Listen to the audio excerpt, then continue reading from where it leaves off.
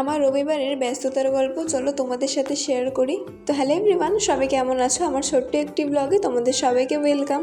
রবিবার করে অনেক কারোর কাজ ছুটি থাকলেও আমার পরের কিন্তু রবিবার করেও কাজ ছুটি থাকে না, তাই প্রতিদিনের সকালের মতন আজকে সকালেও আমাকে উঠে রান্না করতে হয়েছিল। তারপর বর কাজে বেরিয়ে যাওয়ার পরে আমি হরলিক্স আর একটা কেক খেয়ে নিয়েছিলাম। টিফিন শেষ করেই ভাবছিলাম আজকে সবকিছু পরিষ্কার করব, তো যেই ভাবা সেই কাজ, লেগে পড়েছি সবকিছু পরিষ্কার করার জন্য। আর এই যে দেখতে পাচ্ছ আমি যেটা এখন পরিষ্কার করছি সেটা কিন্তু আমার নিজে হাতে বানানো। সেটা পরিষ্কার করেই আমি যে আমার হ্যান্ডমেড আয়নাটা আছে সেটাও পরিষ্কার করে নিচ্ছি ভালো করে। আমি যে ওয়াল ডেকোর ঘরটা বানিয়েছি তার মধ্যে ছোট ছোট শোপিস রাখলে বেশি ভালো লাগতো, কিন্তু আমার কাছে ছিল না, তাই জন্য আমি এগুলোই রেখেছিলাম। এটার মধ্যে কিন্তু আবার লাইটও জ্বলে। আর আমাদের ঘরে সেরকম কিছুই জিনিস নেই, তাই জন্য মাসে 2-1 বার পরিষ্কার করলেই হয়। এই বলতে যেগুলো লাগে সেগুলো সবকিছুই আছে, শুধু ডেকোরেশনের জন্যই কিছু কিনিনি।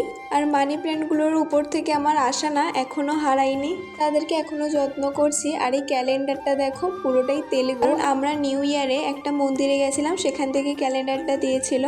ক্যালেন্ডারে পুরোটাই তেলেগু লেখা, কিছু বুঝতেও পারি না, কিছু পড়তেও পারি না, শুধু কিছুটা ইংলিশে লেখা থাকলে সেটাই পড়তে পারি। আর মন্দির থেকে দিয়েছে তাই জন্য টাঙিয়ে রেখে দিয়েছি। তো যাই হোক, তোমাদের সাথে কথা বলতে বলতে অনেক কাজই সেরে নিয়েছি, ঘর মোছাটাও প্রায় হয়ে গেছে। আর সব সময় যেন আমাকে ঘর বন্ধ করেই থাকতে হয়, কারণ এখানে অনেক বানরের উৎপাত। একবার তো আমার ঘরেই ঢুকে গেছিল, তাই জন্য আমার খুবই ভয় লাগে।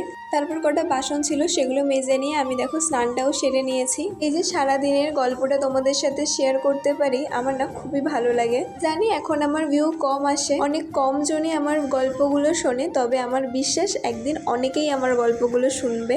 জানো তো, আমাদের ঘরের পাশে ঘর বানানোর কাজ হচ্ছে, অনেক দিন ধরেই হচ্ছে, সেটা শেষই হচ্ছে না। আর ওরা আজকে মেশিন চালাচ্ছে, তাই জন্য ভয়েস দিতে প্রচণ্ড ডিস্টার্ব হচ্ছে।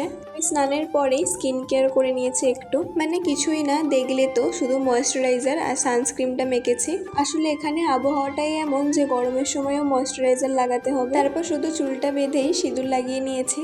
তারপর ঠাকুরকে পুজোটাও দিয়ে দিয়েছি। আর ওই যে বললাম মানি প্ল্যান্টের আশাটা এখনো ছাড়িনি, যত্ন এখনো একইভাবে করে যাচ্ছে। তোমরা বলো না এই মানি প্ল্যান্টটার বাঁচবে কি বাঁচবে না, কিন্তু ছোট ছোট না পাতা হচ্ছে। আর যাই হোক, হলেও সেই তোমাদের সাথে শেয়ার করব, না হলেও তোমাদের সাথে শেয়ার করব। দেখলে তো ম্যাজিক করে কিরকম জামা কাপড়গুলো গুছিয়ে নিলাম। যদি তোমাদেরও ম্যাজিক শিখতে হয় আমাকে অবশ্যই বলো। সব কাজ শেষ করে খেতে বসে পড়েছি। তো ব্লগটা আমি এখানেই শেষ করছি। আজ আসি, দেখা হচ্ছে পরের ব্লগে। টাটা।